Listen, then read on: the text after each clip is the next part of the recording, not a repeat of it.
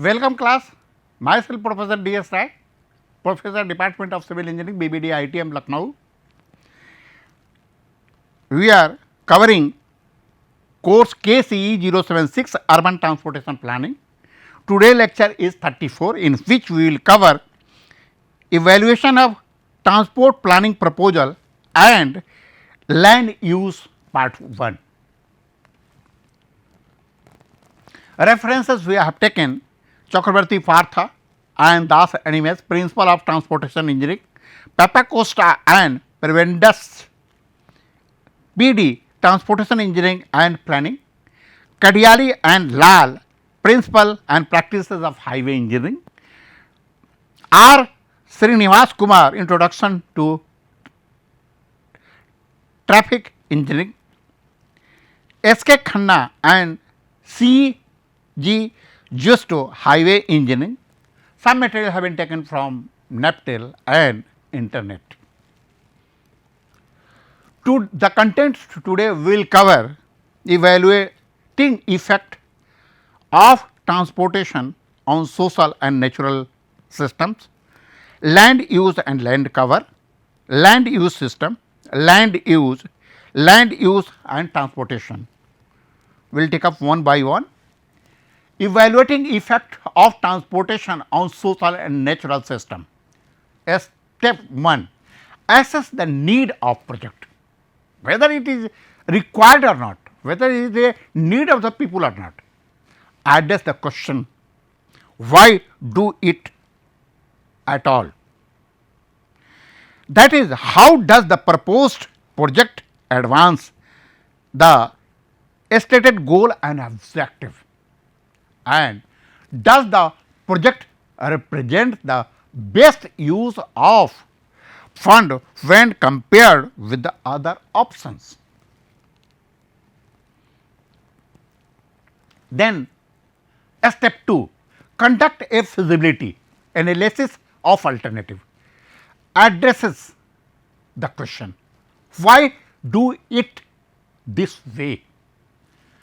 That is, has the project been demonstrated to be feasible one from an engineering perspective? What are the costs involved in the project? Are there other method or approach that could achieve a similar result at a lower cost in the time and money? Should the project be included as the budget item for the implementation or defer to a later date? Step 3, analyze the impact of the project. Addresses the question, if the project is feasible, what will be its impact on affected group? This includes the user of transportation, improvement, the community and other stakeholders who will be impacted by the construction of the project. These effects are categorized into 3 major effects. First, transportation system effect, second, social and economic effect, and third, natural system effect. Step 3, transportation system effect. These are effects experienced by the travelers who use the transportation facilities such as motorists, transit rider and commercial vehicles. They comprise the following elements. What are the elements? Change the travel time, changes in the safety, changes in the vehicle operating cost. Step 3b, social and economic effect. There are analyzed to determine the impact that a transportation project could have on the community and its resident. These studies are also conducted to meet the federal and the state requirement regarding the environmental impact, civil right and environmental justice. They comprise the following element. First, accessibility. It is an important thing. That should be accessible. Community cohesion. And third, economic development. That includes economic development. The traffic noise, this is the adverse thing. Visual quality and properties value. Of course, when there is a transportation system, the value or the cost of property has been increased tremendously, especially in the urban areas. Step 3C, natural system effect. This refer to those impacts of transportation project that are related to the environment within which the project will be located. Among the natural elements that may be affected are air and water quality. First, the second is endangered species. Due to construction of many projects, even a transportation system, many species which are located in that particular area may vanish, may finish. So, the species may come in danger. So, that should be considered while considering the project.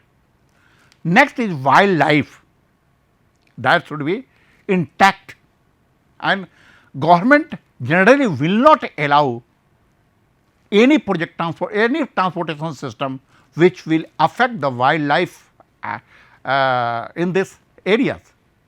Greenhouse gases emission, that should be minimized, and for this we cannot decrease so much transportation system, because our economic development is based on the transportation system.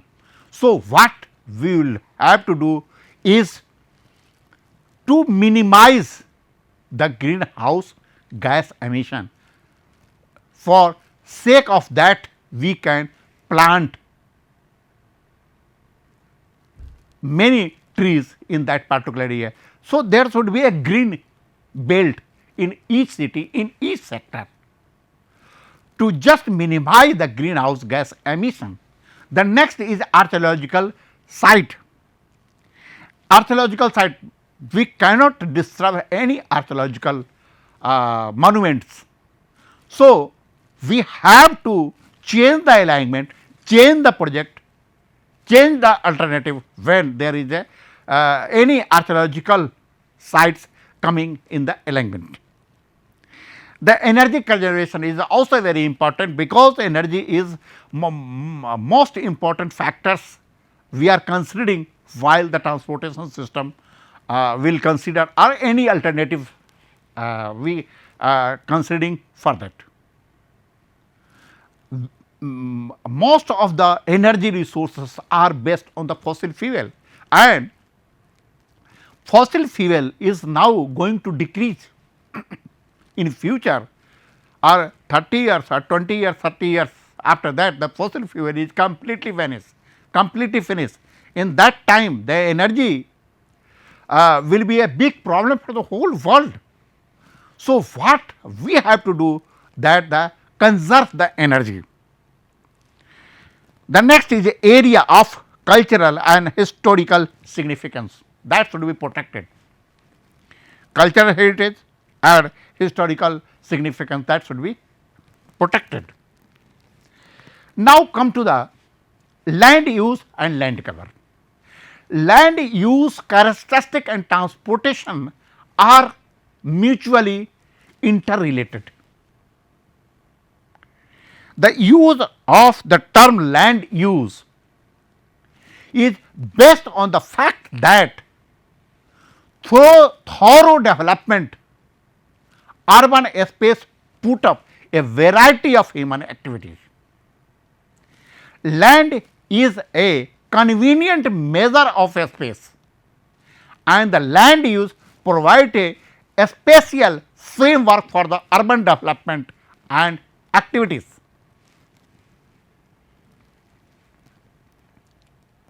The location of activities and their need for interaction creates the demand for transportation, while the provision of transportation facilities influences the location itself. Land uses, by the virtue of their occupancy, are supposed to generate interaction needs, and these needs are directed to specific targets by the specific transportation facilities. The following diagram explains the transportation land use interaction. Land use means a spatial distribution or geographical pattern of the city, residential area, industries, commercial area, and the space set for government, institution and recreational purpose. Most human activities, economic, social or cultural, involve a multitude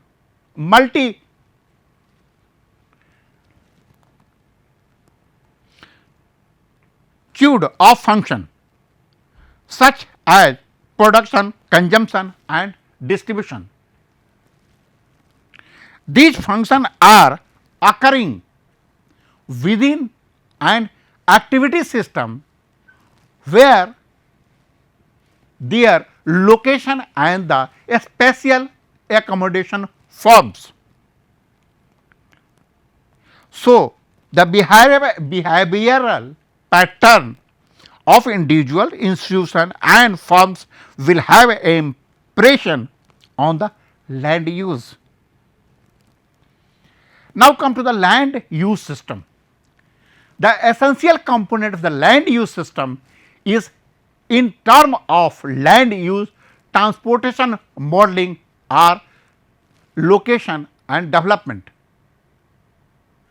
The urban land use is largely modeled by the simulation, the mechanism that affect the spatial allocation of urban activity in the city. A number of other important economic concept under land use transport model, serving as a proxy for the complex interaction and motivation driving urban location.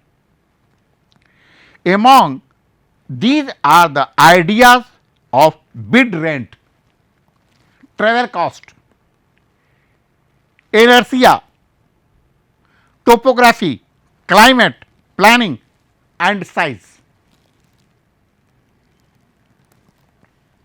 This second major component of land use transport model simulated alongside land use is an important transport system. The traditional way of characterizing the transportation system in the urban simulation model is 4-stage process. What are the 4-stage process? That are trip generation, trip distribution, model speed and trip assignment. The process begins with the modeling travel demand and the generating an estimate of the amount of trip expected in the urban system. The second phase, trip distribution, allocates the trip generated in the origin zone to destination in the urban area. The third phase is the modal split. Here trip are apportioned to various mode of transport. The 4-stage simulation process concludes with the trip assignment module that takes the estimated trips that have been generated, distributed and sorted by mode and the load it on to various segment of transport network. Now, come to again land use, the factor affecting transport land use relationship, that is based on urban land development. Second, dominance of private vehicle ownership. Third, context of land use and the transportation decision making. Next, different time context for a response. Land use and transportation. The movement of people and the goal in a city referred as a traffic flow is the joint consequences of land activity and the capability of transportation system to handle these traffic flow exactly like that of principle of demand and supply. There is a direct interaction between type and intensity of land use and the transportation facilities provided. Ensuring efficient balance between land use activity and the transportation capability is a primary concern of urban planning. Land use is one of the prime determinants of movement and activity, that is a trip generation which needs a streets and transportation system for the movement. This will lead to increased accessibility, which further enhance value of land and land use. Land transport supply, population potential, demand and trip distribution, modal strip, trip assignment, demand location equilibrium. Land use can be defined as a series of operations on land carried out by human with interaction with the intention to obtain products or a benefit through using a land resources. Land cover can be defined as vegetation, natural or planted, or man made construction like building etc., which occur on the earth surface like water, ice, bare rocks, sand and a similar surface also counted as a land cover. Land use refers to the purpose that the land serves or different activities carried out in them such as residential, commercial, recreational etc. It does not describe the surface cover on the ground. For example, recreational land use could occur in forest, surfland, grassland or on a manicured lawn.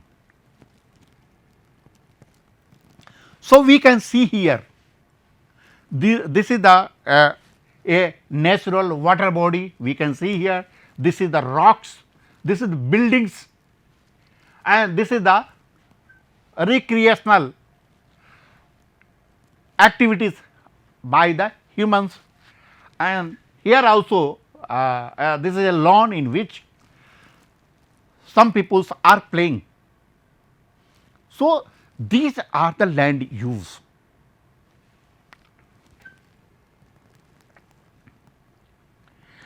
Land covers refer to the surface cover on the ground, whether vegetation, urban infrastructure, water, bare soil or others. It does not describe the use of the land, and the use of the land may be different for lands with the same cover type. For instance, a land cover type of a forest may be used as a timber production, wildlife management or recreation.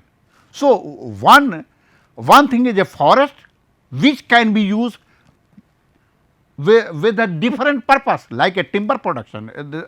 This is one of the use of a forest. Whatever the timber we are getting, that are from the forest. Wildlife management, wildlife is remaining in the forest, and sometimes we use forest as a recreational place. In short, land use indicates how people are using the land, whereas land covers indicates the physical land type. Satellite imagery and aerial photograph can identify land cover, but inferring land use often requires more knowledge of the study region.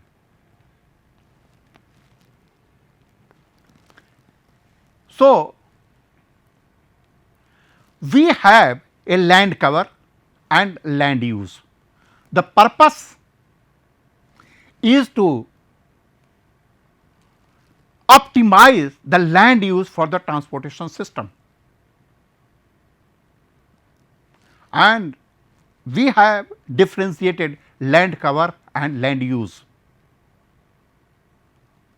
So, in this way we can see the land use is a prime objective in the urban area, because why it is important? Because land is a very costly, or rehabilitation process is also very costly in the urban area. In rural area it may not be so costly, but in urban area it is a very costly affair. And after construction of the transportation system in the urban area, whether by rehabilitation or by some other means, bypass etcetera, the economic activity will increase and development of the city will go on, and we can say the development of the country will also increase. So, we can say the land use a very important, and that could be program, and that could be estimate or forecast for 30 or 50 years, in which area we are going to construct a institution like university, IITs, IIM etcetera, which area is a green belt which will reduce the emission of the greenhouse gases, which area or some area should be allocated for the commercial purpose,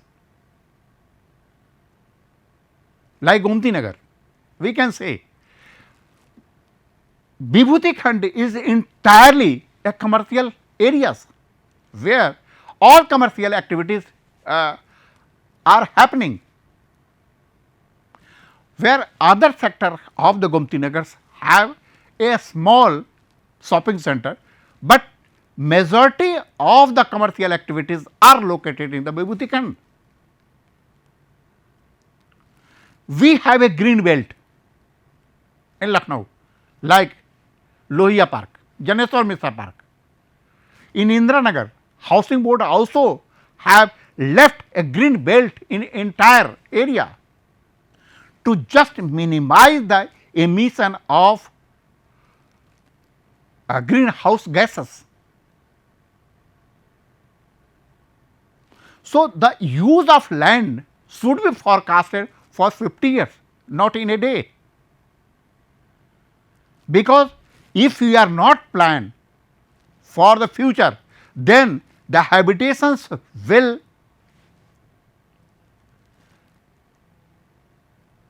settled in haphazard manner and which will affect the entire city life.